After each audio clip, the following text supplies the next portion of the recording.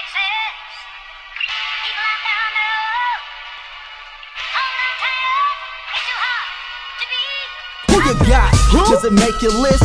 Which one of these is your favorite?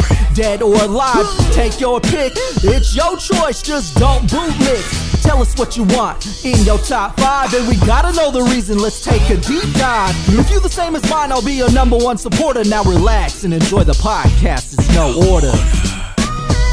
All right. Welcome to the No Order Podcast. I am Do, and as always, I'm here with my co-host in the studio. What up, Bear? How you feeling? What's happening, Do? You know, just trying to get back. You know, had a little hiccup, but I'm getting back there. Right on, bro. Yeah, glad to hear that you're feeling all right, that you're safe, and that you're healing up here. I know you went through a tough one here. Yeah, bro. Well, I'm glad you're back in the studio, and if you haven't noticed, we got another addition to the studio as well. So favorite, man. Marvel versus Capcom, always the greatest. Always the greatest. And you know, once you're feeling back up to it, we can have to get back on that. Yeah, get up on the sticks there for sure. I'm super excited for this episode of the No Order Podcast, and I want to thank everyone for joining us on Twitch. Feel free to follow us on YouTube, on Spotify at No Order Podcast, and True Hogs Club. Feel free to join us and become a supporter on Patreon as well. Definitely drop us a line. Let us know what you think for the next topics here for the No Order Podcast, what it would be. I think we got a few people who want to jump on, and I know that we're excited for these ones today. So feel free to jump in on the chat if you're there. Let us know what you think for these different topics. We got one that's pretty near and dear to my heart, and that I know a lot of people out there on Twitch are going to be super excited about this one too. We're going to jump right into it. You ready? Oh, yeah. Always ready. Always ready. I know that for sure. But before we do start, actually, I wanted to mention, I saw that they got a Captain Crunch syrup. It's like I was on the stream yesterday. Someone brought it up. It's a blueberry syrup. Have you ever had it? No. Is it for like ice creams or waffles? Waffles, okay. Pancakes, stuff like that. It looks like the most it's a maple flavor, so I don't even think it's blueberry, but it's just blue. Oh, okay. So it's just like food coloring. Yeah, probably, bro. It's just, I was like, what in the world? Hey, man, so, anything's better than the Captain Crunch peanut butter. So yeah, that's true. Just kidding, bro. You know I love that one. It's the best. I know that MC Birth hit us up the other day talking about how. Well, he was talking about the original. He was. Well, he did. I don't think he knew. Yeah. I don't think he really knew. So I had to show him what the peanut butter was looking like. Tell him what's up. On this new No Order Podcast, we got a pretty solid one coming up. So we're going to jump on that here, and thank everyone for joining us on Twitch again. I think our levels are all good, and we're good to get it popping. All right, Bear, on this episode of the No Order Podcast, we got a pretty dope one, pretty dope topic from the homeboy Kevin. He's going to hop on the top 5, dead or alive, on the No Order Podcast. Top 5 video games of all time. It's top 5 video games of all time. What you think about that one? I think it's going to be real good. You know, growing up playing video games in the different varieties, you know, hopefully he got a good stellar, you know, selection. I know he does. So yeah, I want to see how they match up with both of our lists. There may be some other ones on there. Knowing this guy for quite a long time, I don't think that he's going to have any sports games on there. But sports games are not really, you know, that's fun to play with somebody, you know. Okay. I wouldn't say you could sit there and play a sports game and be enthused the whole day. Like, oh, yeah, I'm about to play Madden all day and make this little legend. Like, as far as solo goes. Yeah, like, gotcha. You know what I mean? Gameplay is where it's at. You know? Yeah. Okay. Well, we might have some people out there beg to differ with you. Yeah. I don't think that I have any sports games out there myself on there, but yeah, you definitely need a partner out there with you or someone to play with you. But I mean, that's half the fun that makes it your game. Because I know one of the games on my top list. Well, you're playing online then, yeah. Well, that one there wasn't even online when it was out and available, so. We'll get to that one in a little bit. And we're going to bring in our guest today. We got another guest here hitting me up, but hopefully he's watching out there and hopping on Twitch. So let's get into this one. on the No Order podcast with the top 5 video games. We want to bring in our buddy Kev, and he's online with us here over Zoom. So let's hop on to that. Hey, Kev, you all right with us? Yeah. Can you hear me good? Yeah, we're doing well. sir. We're doing well. Thanks for joining us on the No Order podcast. We got Kevin in the building with his top 5 dead or alive video games of all time. Thanks so much for joining us here, Kevin. Yeah, no problem. Glad to be here. Awesome. Love the background, man. Really love. Oh it. yeah. Love the I can characters. adjust my camera. Oh man. Let it pick it up. Yeah, everyone all needs its to. That's a pretty dope wall there. You got. Looks like you got pretty much every single one. Is that all of them? That's basically all of them for the Smash series, except for the P2s. So I don't have the P2 for Cloud, Corrin, or Bayonetta. And then I have the Mii Fighters and the triple pack of Duck Hunt, Mr. Game & Watch, and Rob put away because they don't quite fit the form factor of the rest of those boxes. They're a little bit larger on those ones. I have seen a few of those, and that's pretty dope. And I know you've been into video games for quite a long time. I'm doing a little, I guess, snooping here right now. I see your Super Nintendo there to the right of our screen, and just above that, the N64, my favorite console of all time, of course. And then I see your GameCube over there. It sounds like you're super into Nintendo. Yep. So I got my Wii U still set up, Switch set up, got my PS5 for most of my Sony games. My Super Nintendo actually has one of the EverDrives. It's a SD to SNES, which they got sued for that name. So I think it's something different now. The N64, my wife actually bought one Christmas because it's custom painted to be Zelda style. So That's pretty dope. That's clean. Custom. Now, is your PS5 disc or digital? disc, gotta collect the games. There you go. Got to. No Order Podcast, top 5 video games, top 5 dead or alive video games here with Kev. And we got to see his amiibos up on the wall and some of his games from the systems. Maybe we'll get more into that, but we wanted to kick it off here with your number 5 all-time dead or alive video games here on the No Order Podcast. What do you got here for us on number 5? All right. So first off, this was a super hard list to pick because if you go 5 by console, that's probably a little easier. I'm looking from like a game design perspective. I'm looking from like storytelling perspective, audio perspective. So I really tried to get all the T's crossed and the I's dotted with these 5. So the first one, I gotta say, a man chooses, a slave obeys. If you know that line, this is BioShock. When this game came out, I was kind of psyched for it. Like I knew Ken Levine from System Shock, and I know he was inspired by that and Deus Ex, which was Warren Spector. But I wasn't prepared for this game. I don't think anyone was. Yeah, exactly. I bought it with a friend, and then he came over. I basically kind of napped on my bed and occasionally perked up as he was playing it. And then I was like, oh, okay, well then I want to, play through, on my account. And I was just blown away by it. The synergy between the plasmids and how you interact, how the game has a lot of show, don't tell moments. That's one of my big gripes in video games is when they have so many tutorials and things that they have to spell out for you. But they build the story through the audio logs. You have one of the best twists in video gaming history. And just beyond that, the whole atmosphere of the game was expertly crafted.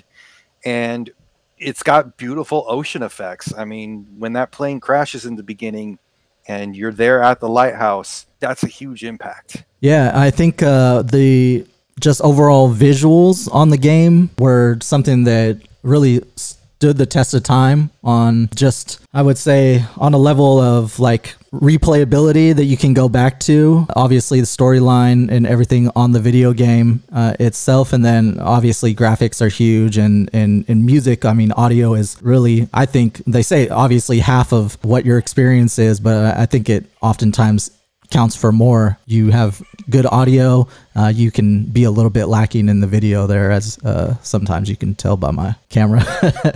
Yeah, I mean, and they give you so many different ways to play. Like you can go through the game, using your shock plasmid and really kind of dominate with shocking. But if you want to go through and start sending a swarm of killer bees at enemies, you're good for it. If you want to speed up your movement speed and start using your wrench to attack, you can do a melee playthrough. It's great. Absolutely. You kind of get that either distance or that up close and personal, and be able to go that way. How'd you like having that little, I think it was the sister, right?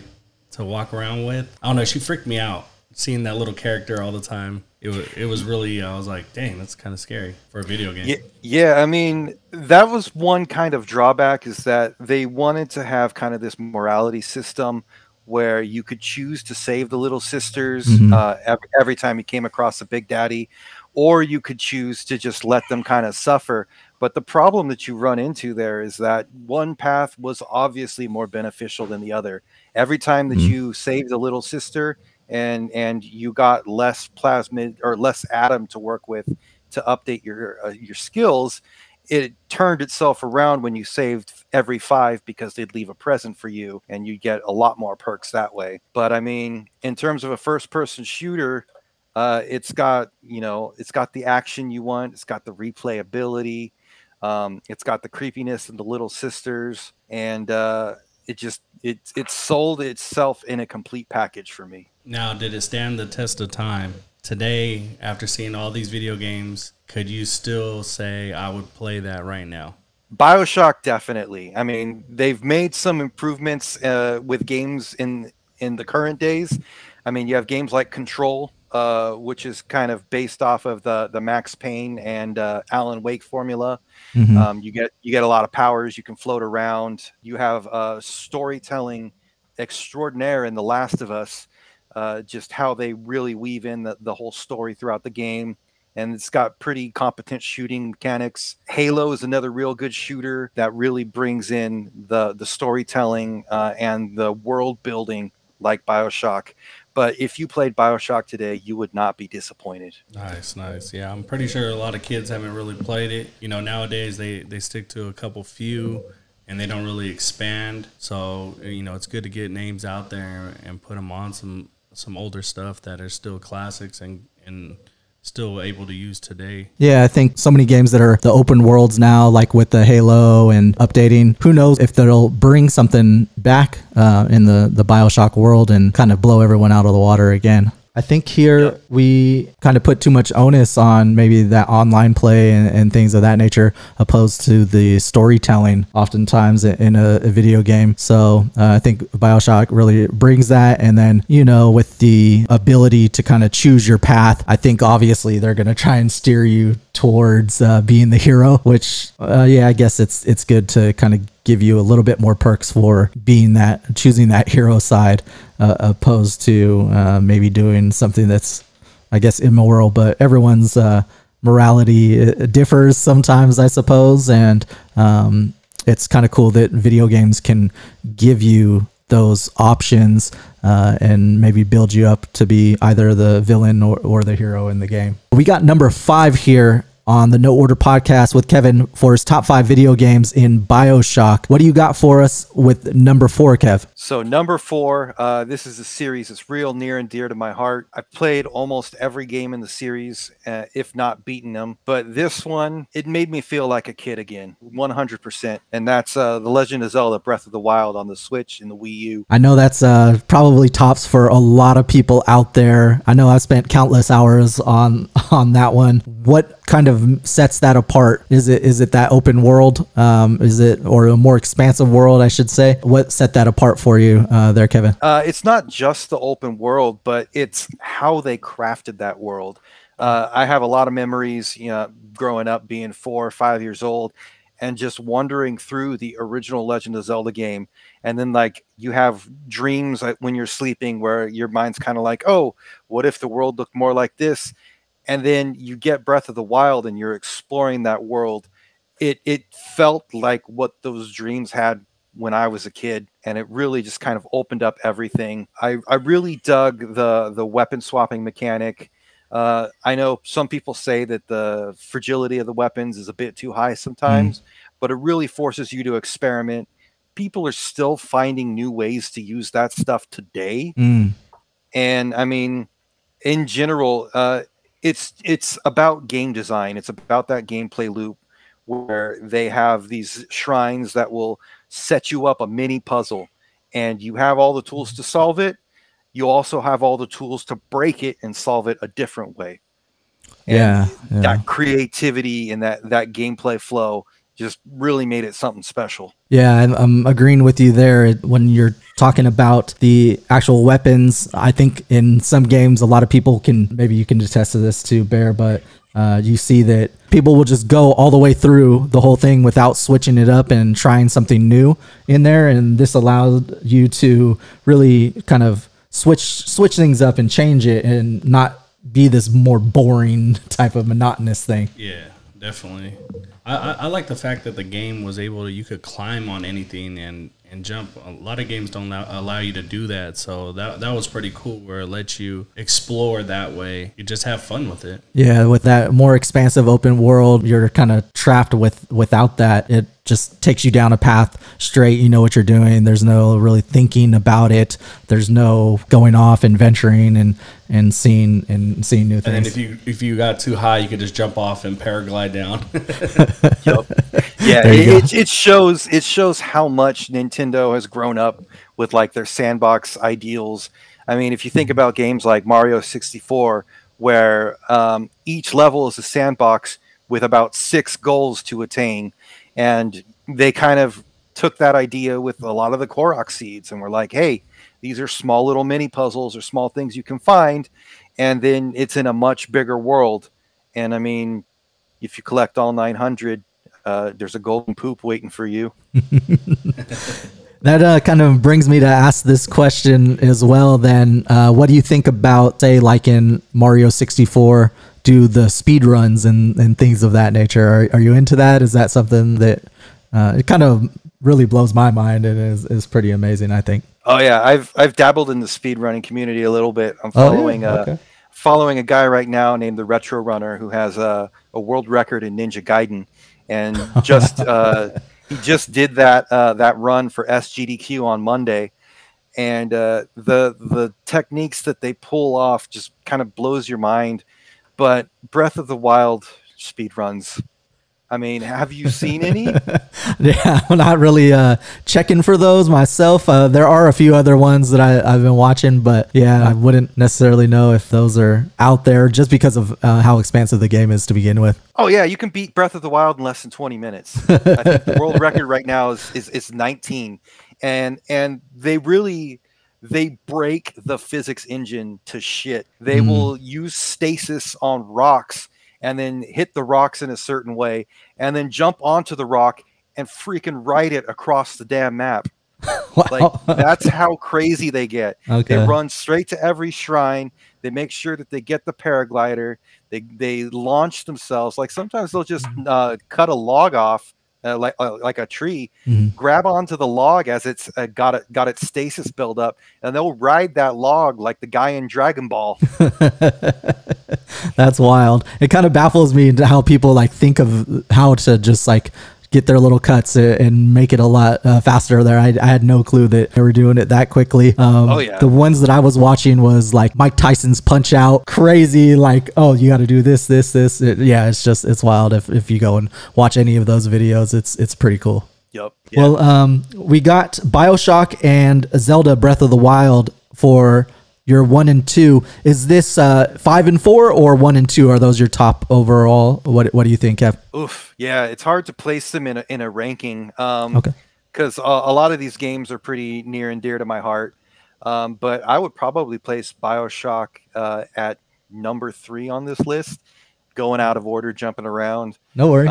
I got my number 5 there. Breath of the Wild is probably number 4. Okay. Well, we'll see what you got here for the ones coming up. You got something here for us, Bear, as far as one of your top games of all time? Definitely. Like I see on his list, he got one that I really have a story for. So Okay, let them tell. Okay, so we got BioShock and Zelda Breath of the Wild. What do you got for number 3 in your top 5 in no order here with the No Order podcast, Kev? I got Street Fighter 2.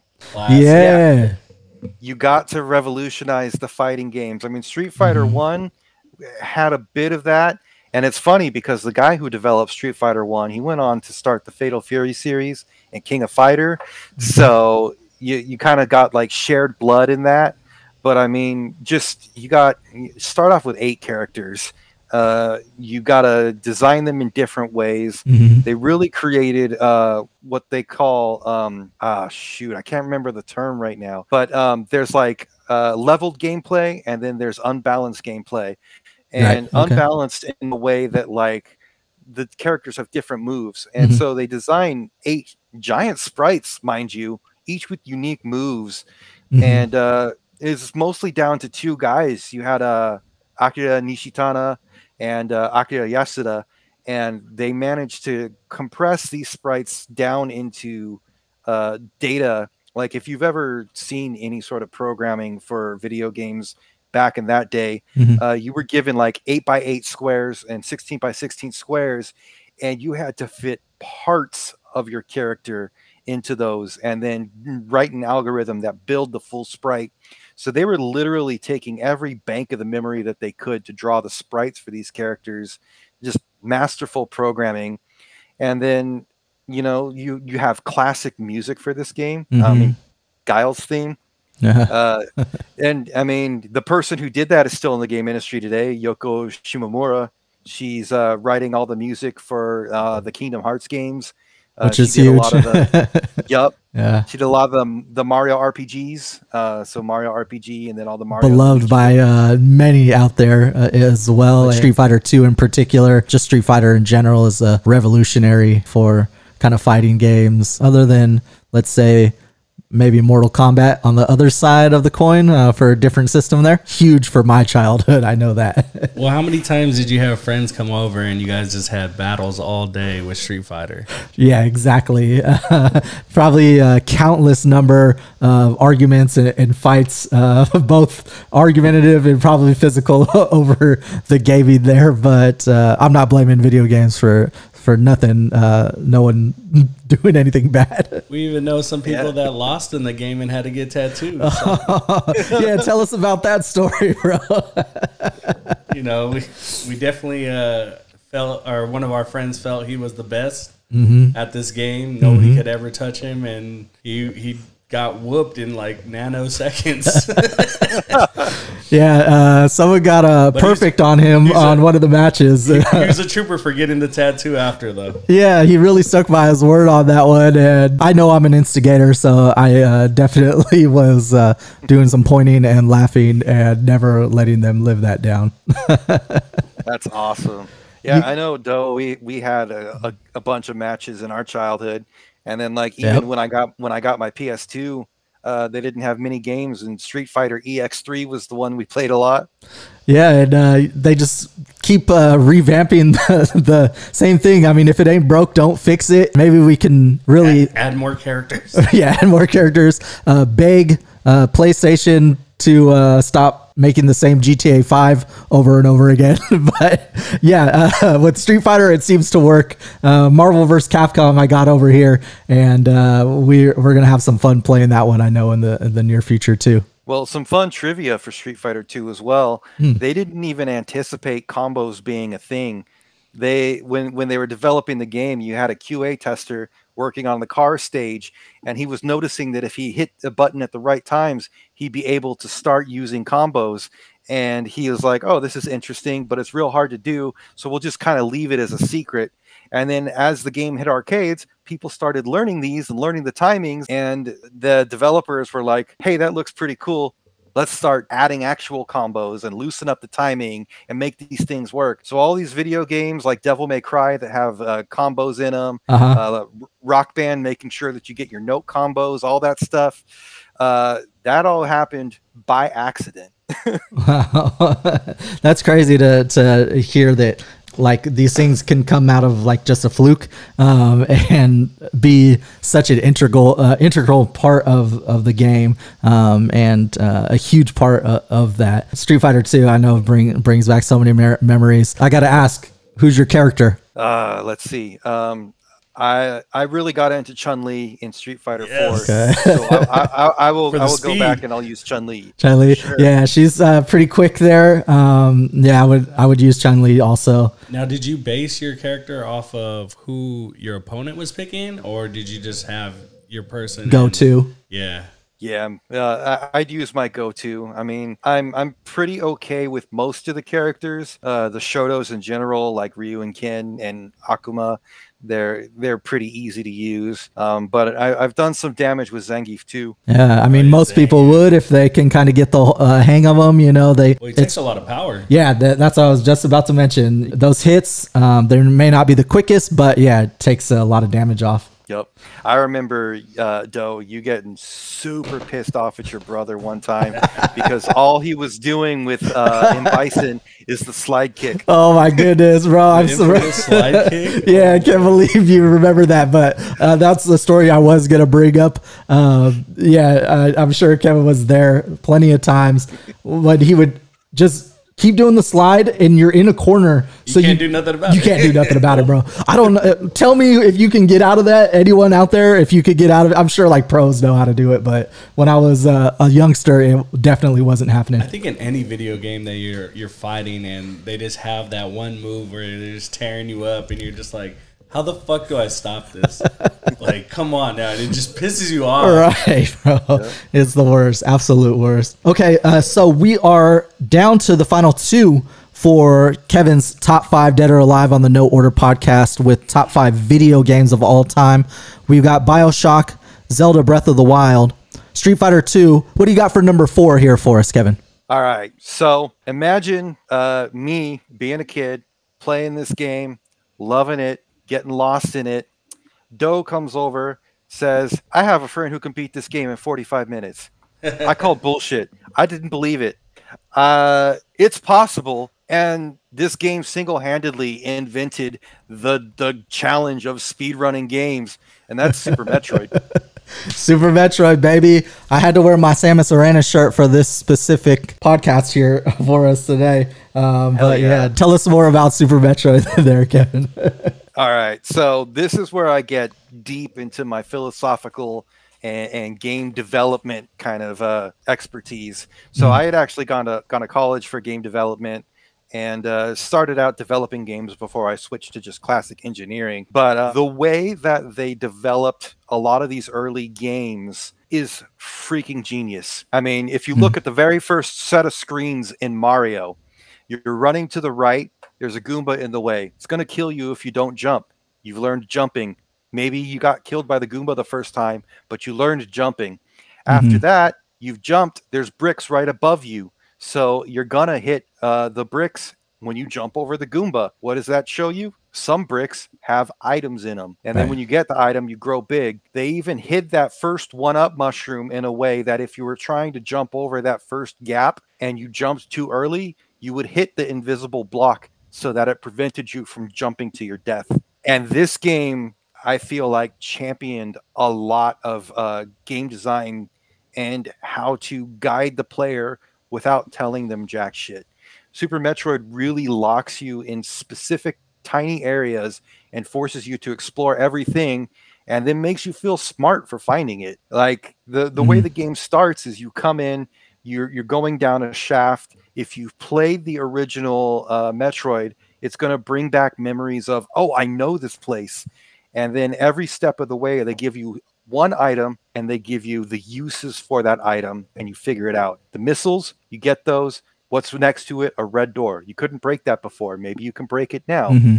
You get trapped in the area where you get the bombs. And look, there's a bomb hole above you, but you can't jump out of the previous area that got you in unless you're a speedrunner.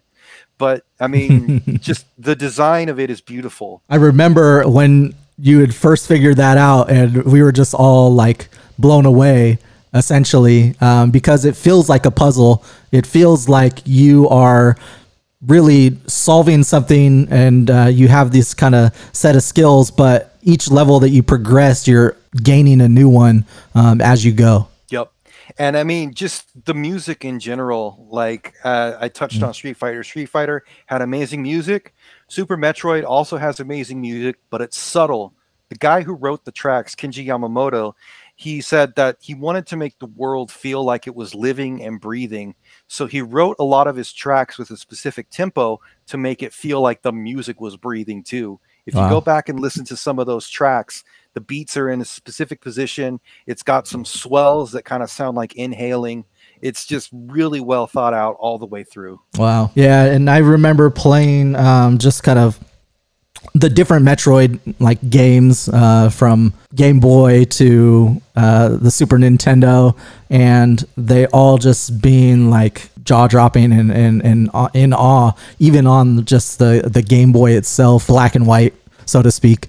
But just the amount of things that you can do in that on a, I guess, side scroller. I don't know necessarily if you would quantify it as that, but it was something that was always a love of mine, and obviously yours as well. Yep. Did you get to play a lot of Metroid when you were younger there, Bear, or were you into that? Not as much. Definitely had the game and played it, but was more into on Super Nintendo, I would say Mario, and there were so many things that you could do that you figured out in the game that we were just stuck on that. Right. You know? Mario RPG, I know, was a huge one. And then, of course, the reiteration of Mario Kart on Super Nintendo was Mario just Kart hours of fun. And We always had people at the house, so it was you couldn't really gameplay on your own. Yeah, on your own, because somebody was always there, and you had a versus. Like, Hey, you don't have an excuse, because I know Kevin did not have an excuse with a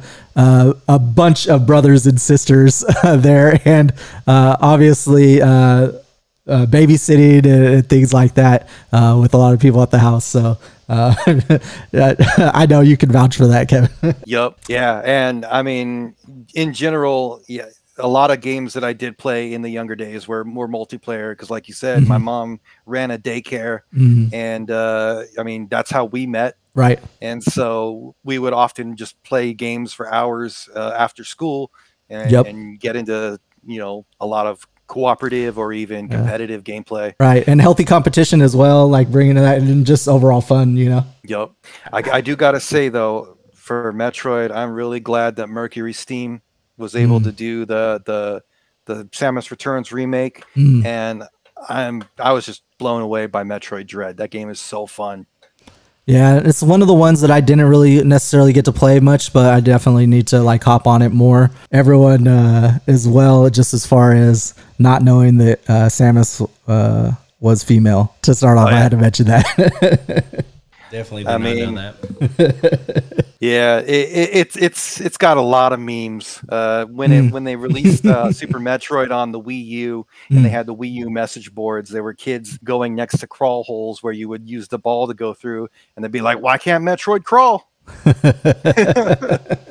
That's a really good one as far as a top 5 video game. I think I'm probably going to rank that one pretty high on my list as well. I know we're getting down to the nitty gritty here. So I want to just thank you again for coming onto the podcast with the No Order Podcast here with Kevin and his top 5 dead or alive video games of all time. We got 1, 2, 3, 4, and now we're ready for number 5 on the No Order Podcast. What do you got for us, Kev? Yeah, I mean, I really wanted to include Symphony of the Night, but that was, you know, really akin to Super Metroid and inspired by Super Metroid, so I had to throw that in. Honorable mention, no worries. For sure, yeah. I mean, the twist when the game kind of flips the castle on you was mind-blowing as a kid. I wanted to include Xenoblade Chronicles just for the storytelling and the fast RPG action. I wanted to include Bloodborne for really perfecting that Dark Souls and Bloodborne kind of vibe. Kind of know where you're going with this then. Yeah. This is my personal favorite game of all time. And when I played it, it blew me away. It really kind of sold the JRPG franchise for me. Everyone's going to be like, "Oh, I know what this is." No, you don't. It's not 7. It's Final Fantasy 6. Final Fantasy 6 Okay. or 3 on the Super Nintendo. Okay. Tell us more about it. I know maybe people are going to be really shocked with that one. Tell us a little bit more why you got Final Fantasy 6 for your number 1 all time for top 5 Dead or Alive video games. So it's got amazing visuals for the Super Nintendo in general. And if you look at the visuals in 7, they're really blocky, really kind of pixelated for what they are designing. 8 and 9 got better visuals than 7 ever did. But just in terms of that, and you have Tetsuya Nomura, who designed all the characters in 7, designed them in 8. He designed Kingdom Hearts and basically is the Kingdom Hearts guy. He really got his start designing all of the monsters in Final Fantasy VI. And were chocobos in that one? I don't know if there was 6 or 7. Oh yeah. Chocobos were in have been in the early, series since number 2 on the NES. That's the one right. We never That's got. right. But yeah, I mean, it also brought back the Moogles in a much more expansive way. Probably taught you how to gamble too. Oh, yep. At least slots. Yeah, the slot machine. Yeah, for sure. Yeah, tell us a little bit more. So the characters, you have an ensemble cast in this game. Really, no one character is the main character. You could argue Terra, you could argue Celeste, but every character has a full story arc that really fleshes them out and goes through almost 13 characters. I mean, you can argue that out of those characters, Umaro, Mog, and Gogo don't really get any development. But in general, every character has a story arc that ends when they get their mission completed in the world of Ruin. And this is another thing that the game does. It destroys the world. Like halfway through the game, the world ends. And no game had done that before. So you got this big, like, apocalyptic world that you have to explore after, get your friends back, and really go up against a god. Essentially, it's really one of the first games where they're like, kill God. Yeah. Kefka became the god of the world. You have to destroy him. Kind of end of times and something like that. Kind of reminds me of another favorite of mine. I don't know if it's in my top, but Diablo and Diablo 2 series. So I think that's pretty cool that maybe a lot of these games get inspired by and maybe without Betched either, which is pretty cool. Yep. Yeah, I mean, Diablo 2 was a lot of fun, but I'm also like, Blizzard, what are you doing right now? This is not okay. And I mean, my niece works at Blizzard, so I'm just like, ugh. So she must have got that love of video games from you, if she's working there. But yeah, it's kind of a crappy situation overall. But I know that the majority of the employees there are, trying to do the right thing and are obviously awesome people and great people. So hopefully they can turn it around and get it all back together, because they were having some great games there for quite a while with storytelling and just overall. We got Most Marley on the chat here. Most Marley is wondering who has the bigger retro console / video game collection. And I think I could just say right off the bat, actually, I don't know, but I'm going to say it's probably you, Kev. I know you sent me some pictures. Kev actually has his all set up in like shelving and all that. You want to tell us a little bit about that after your top 5 here? Yeah. So, I mean, growing up, like you said, I have a lot of brothers and sisters, but I had 2 older brothers that were into video games. And so they really kind of had NES games in general. And then beyond that, after growing up with all these NES games and getting into Super Nintendo games, reselling and selling them back to GameStop or Funcoland, RIP. Yeah, yeah. That kind of became that kind of became the thing to do when you wanted a new game. You would say, "Hey, I have these 3. I'm going to trade them in for a half." Maybe, yeah. When you Less get to than half, Yeah. man. GameStop and they're like, yeah, 32 cents for all of it. Pennies on the dollar. They were making out like bandits on Yep. some of the games there. That's why I always kept mine. So I'm sure that's what you were doing. Oh yeah, for sure. I just had to be like, okay, I want to play this again at some point, so I'm just not gonna get rid of it. And it just kept growing and growing. I mean, there's some that I lost that I don't know how I lost. There's some that I got where I'm like, I can't believe I got that at this price. I don't know if you know Rule of Rose on the PS2. No, I'm not a fan. I'm sorry, not familiar. I don't want to say I'm not a fan. Yeah, it's a horror game similar to Resident Evil or Silent Hill. Okay. Nice. But it features children in these roles, so it got kind of like it got a lot of backlash for having children in a survival horror game. Got that game $49.99 brand new. You look it up on eBay now; it's somewhere in the thousands. Like it's getting there. Good return there for sure. But I'm sure it's something that you'll probably hang on for quite a long time. And then now one of the best games that people say, one of the best games, I know it got Game of the Year. That's like children in a end of world scenario. I'm sure you know where I'm going with this, but PlayStation kind of was doing that, but can see that, I mean, it puts the actual people who are playing the games kind of in that role, like, hey, this could be me being someone in that end of time scenario and having to deal with something. And then of course, with the way the world's going now these days, who knows, right? Yeah, I would say for sure Kevin probably has a bigger video game collection than I do.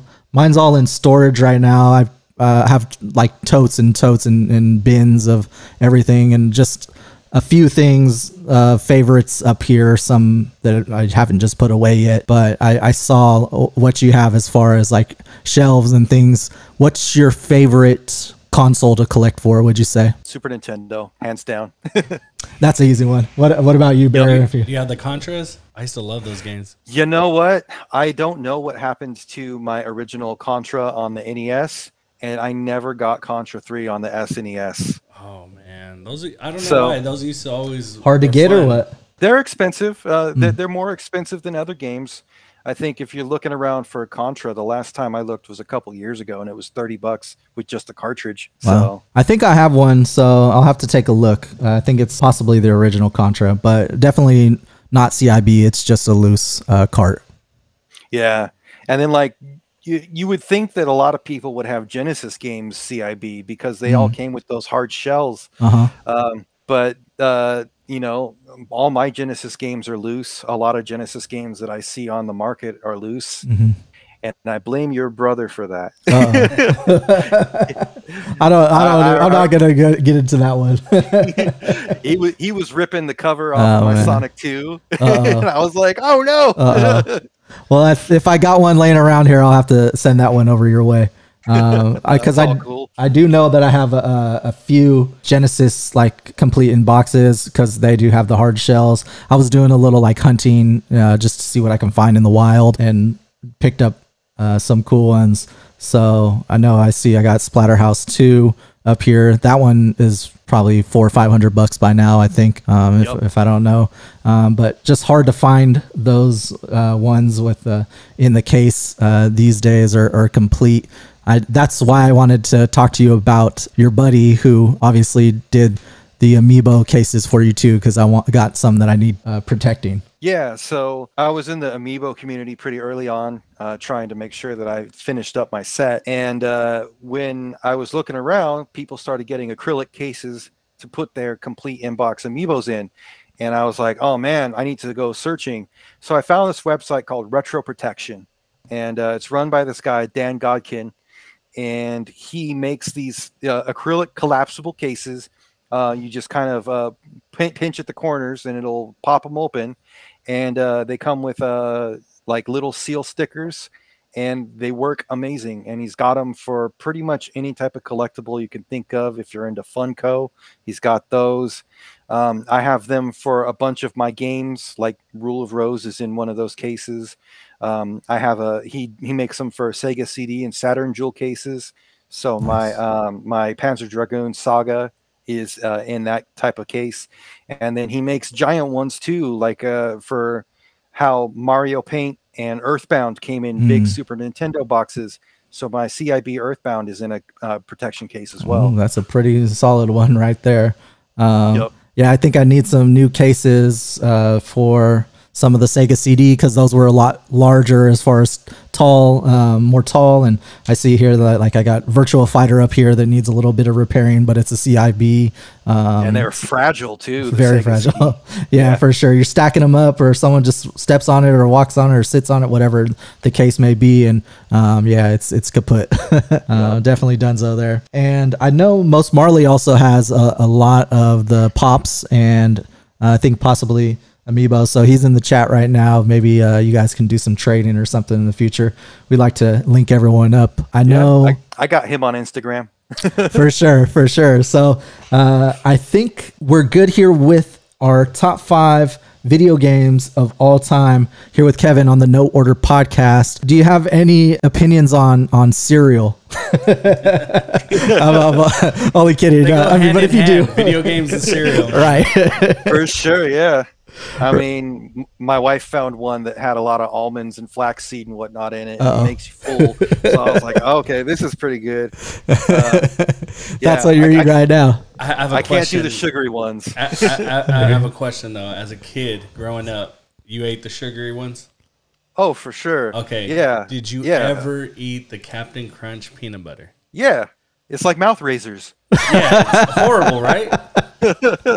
It's just trash in a box. I mean, it tasted okay, but I like a lot of peanut butter. It tasted good. You see, if you like peanut butter, you like it. I like how he said okay and you said good. It's fire. Well, I'm just trying to show Do that nobody else in the world was really fucking with peanut butter Captain Crunch like he thinks everybody is. I didn't say it was my favorite, bro. I do love Fruity Pebbles as a topping for my number 1. Okay. Yep. Yeah, my wife and I did keto in 2018 before our wedding, and after that, sugar just did not agree with me. Kind of changes like your chemistry for what you're able to eat. I know how that keto's goes. Fun though, man. Yep. I definitely like keto. Keto diet. Okay. I might need to get on that here soon. We'll see if I keep putting on the pounds. Dude, steaks, bacon, everything, cheese. Oh, you can do it all? Okay, awesome. You just can't have no bread or nothing. Oh, that's the worst. Okay. Rice. Okay. No bread, no rice, no grains or nothing like that? Nothing. Yeah, get your carbs and sugars gone. Oh, that's unfortunate. Well, I don't know if I'll be able to do that then after all. Well, we want to say thanks again for coming on to the No Order podcast here, Kevin. Did you have anything else that you wanted to mention before you go? No, man, this was so much fun to just talk about some of my favorite video games and get your guys' opinion on it too. I mean, I think overall solid list. Culture. Yeah, and really we had a great time. Layout and how you presented and why you picked what you picked. It was really informational, and especially with video games, you got all the way back to Tetris, and you just putting together on the thought of what else could be. And nowadays, video games are exploring that and making that happen. And then the graphics are just getting, top notch, and, everything's 4K, 8K. So it's just like, wow, like, you really see everything come alive. Yeah. And I think that was something that I latched on as part of Kevin's list is these video games that he chose were really like the forefront of where video games are at now. They were the first to do it as far as the games were like just so expansive in the world, the graphics, but you maybe look at them now and it's like, whoa, it used to be that. But at that time, that was like the cream of the crop. Plus how you talked about the audio, that really made you intense when you're playing solo and you have, and you hearing it and you're like, oh yeah. And it really gets you involved. Right, absolutely. The music part of it, aspect, and just what they were putting into these like symphonies on the game itself was just amazing for bringing you into the game and really getting you like hooked on the game itself. And I think Kevin brought that up as a great point as well. Yeah. I wish I had more time to talk about that because that's stuff that I love getting into too. Was the music behind a lot of this stuff. Well, maybe we'll have you back on for another podcast because I think this was a really good one.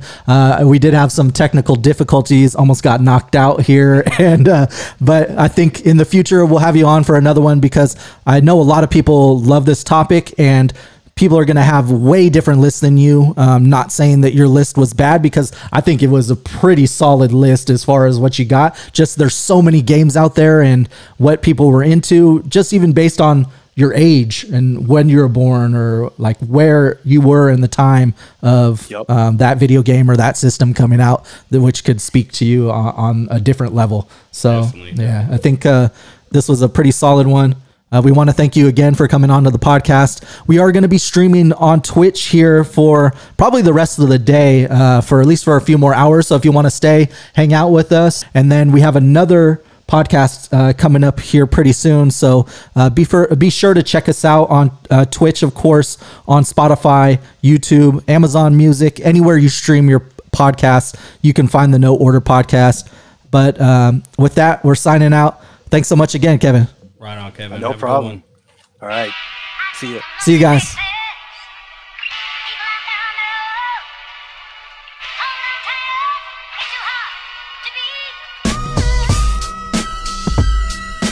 Support the No Order Podcast on Patreon today and follow True Hogs Club on Twitch.